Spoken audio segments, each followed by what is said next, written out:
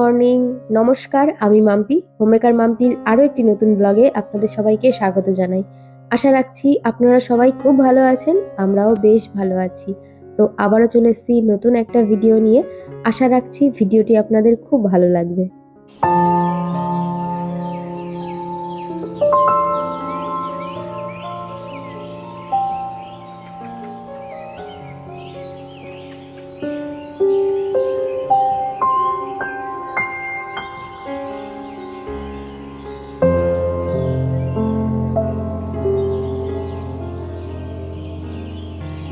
এখন বাজে সকাল ৮টা।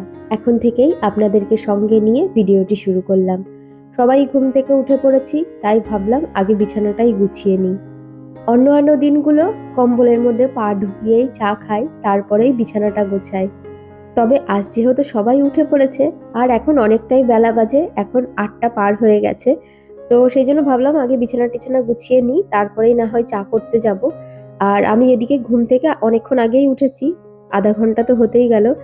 কদিন একটু লেট করেই ঘুম থেকে উঠছি, তো উঠে আমি ফ্রেশ হয়ে চেঞ্জ করে নিয়েছি। ওদিকে বাবু আর বিজয়ও ঘুম থেকে উঠে পড়েছে। বিজয় গিয়েছে ফ্রেশ হতে আর বাবু পাশের ঘরে বসে গিটার বাজাচ্ছে। প্রত্যেকদিন সকালবেলায় ঘুম থেকে উঠে ও আগে গিটারটা নিয়ে মিনিমাম আধা ঘন্টা থেকে পৌনে ১ ঘন্টা মতো একটু ওর মতো করে বাজাবে, টাইম স্পেন্ড করবে, তারপরে ও ফ্রেশ হতে যায়।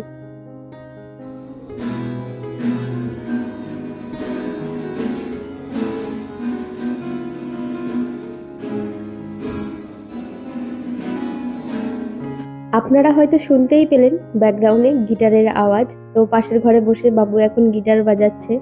অনেকদিন ধরেই প্রিয়াঙ্কি বোস দিদিভাই কমেন্ট করে বলেছে যে মাম্পি, আমি গান শুনতে, বই পড়তে ভীষণ পছন্দ করি, বাবুকে একদিন বলো গান করে শোনাতে। আমি বাবুকে কবে থেকে বলছি, অনেক মাসিমণিরা তোমার কাছে গান শুনতে চেয়েছে আর গিটার বাজানো শুনতে চেয়েছে। তবে ও এত লজ্জা পায়, আর সত্যি বলতে কি দিদিভাই, ও কোনোদিন গান শেখেনি আর ও গান করতে একটু লজ্জাই পায়, আর গান করতে তেমন একটা পারেও না। আর তার পাশাপাশি আমি যদি ক্যামেরা অন করে ওকে বলি একটা ভালো করে পারফর্ম কর, ও তো লজ্জায় পাগল হয়ে যাবে। তবুও আমি বলেছি একদিন তুমি একটু গিটার বাজিয়ে দেখিও।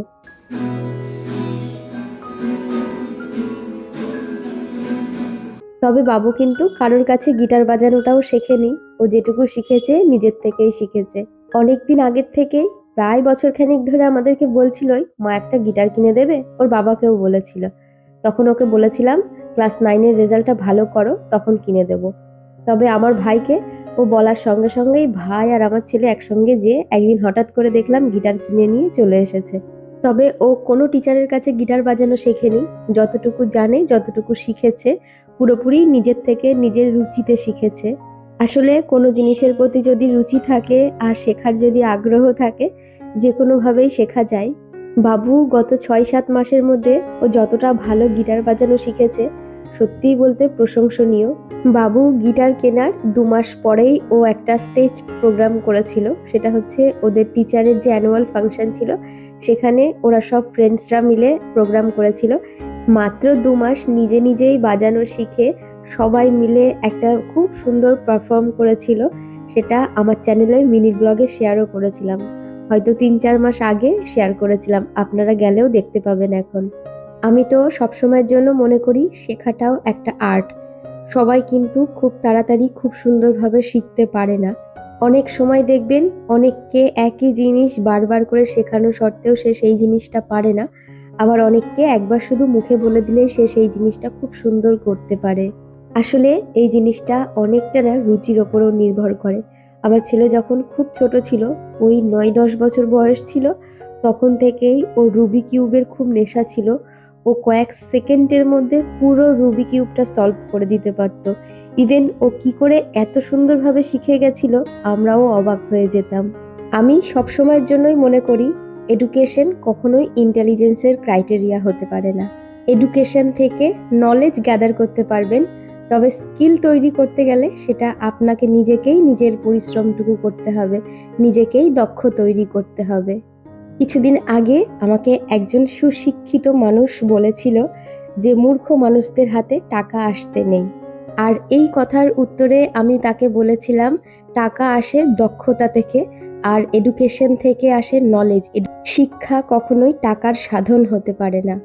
আর দক্ষ মানুষ মানে ওই বড় বড় বিজনেসম্যান, ওদের জন্যই আমাদের ভারতবর্ষটা চলছে বা অর্থনৈতিক দিক থেকে আজকে স্বাবলম্বী হয়ে আছে। আর এই কথাটা শোনার পরে আরও একজন সুশিক্ষিত মানুষ পাশ থেকে বলছিল, তাহলে নিজের ছেলেকে দক্ষই তৈরি করিও, পড়াশোনা আর শেখাতে হবে না। আর এই কথাটা সে যখন আমায় বলেছিল, এক প্রকার ভীষণভাবে খোঁচা দেওয়ার জন্যই বলেছিল। আমার যেহেতু পুঁথিগত বিদ্যা তেমন একটা নেই, তবে শিক্ষাটা জীবনে কতটা ইম্পর্টেন্ট সেটা আমি খুব ভালো করে জানি। আর আমি শিক্ষাটাকে কতটা ইম্পর্টেন্স দিই সেটা আমার বাড়ির লোকরাও খুব ভালো করে জানে। কিছুদিন আগে আমি বালাজি ওয়েফার্স নামে যে চিপসের কোম্পানি রয়েছে আমাদের ভারতবর্ষের মধ্যে সেকেন্ড পজিশনে, ওনার ইন্টারভিউ দেখছিলাম। আর দেখে আমি যতদূর বুঝতে পেলাম উনি খুব একটা বেশি শিক্ষিত না, আর ভীষণ গ্রামের একজন চাষির ছেলে হয়েও আজকে সে এত বড় কোম্পানি দাঁড় করিয়েছে। আর ওনার কোম্পানিতেই কয়েক হাজার মানুষ কাজ করেন। তার পাশাপাশি ওনার এই কোম্পানি শুধু ভারতবর্ষে না, তার পাশাপাশি অনেক দেশেই আছে। এই কথাগুলো বলার মানে এই না যে নিজের ছেলের খুব প্রশংসা করছি বা কাউকে কথা শোনাচ্ছি। আমার ছেলে ভীষণ অ্যাভারেজ একটা ছেলে, বাচ্চা, ওকে ওর মতনই বাঁচতে দিই। আমি বিজয় আমরা কোনোদিনও ওর ওপর ভীষণ পরিমাণে কোনো এক্সপেকটেশন রাখি না। ও যা করে নিজের থেকেই করে। যাই হোক, এদিকে এখন চলে এসেছি। সকালে বাবুর জন্য একটু পাস্তা বানিয়ে দেবো। বাবু বলল, মা আমাকে একটু পাস্তা করে দাও। এখন বানাবো হচ্ছে দিসানোর ফুসলি পাস্তা। এটা 100% ডুরুম হুইট সেমোলিনা পাস্তা। এটা বিভিন্ন শেপের হয়, আর এর মধ্যে কোনো রকম ময়দা নেই, আটা আর সুজি দিয়ে তৈরি করা। আর এই পাস্তাটা হেলদির পাশাপাশি ভীষণ টেস্টিও। এর মধ্যে কোনো রকম কোলেস্ট্রল, আর্টিফিশিয়াল কালার, ফ্লেভার কোনো কিচ্ছু নেই। আর এই পাস্তাটা হেলদির পাশাপাশি ভীষণ টেস্টিও হয়, আর এর মধ্যে বেশ কোয়ান্টিটিতে প্রোটিনও থাকে, যে কারণে এই পাস্তা খেলে অনেকক্ষণ পেটটা ফুল থাকে। আর এই পাস্তাটা আপনারা যে কোনো অনলাইন প্ল্যাটফর্মে পেয়ে যাবেন, তবুও আমি ডিসক্রিপশনে লিংক দিয়ে রাখবো। আপনারা চাইলে ওখান থেকে বাই করতে পারেন, একবার ট্রাই করে দেখতে পারেন। খুব ভালো খেতে হয়, টেস্টি, তার পাশাপাশি ভীষণ হেলদিও।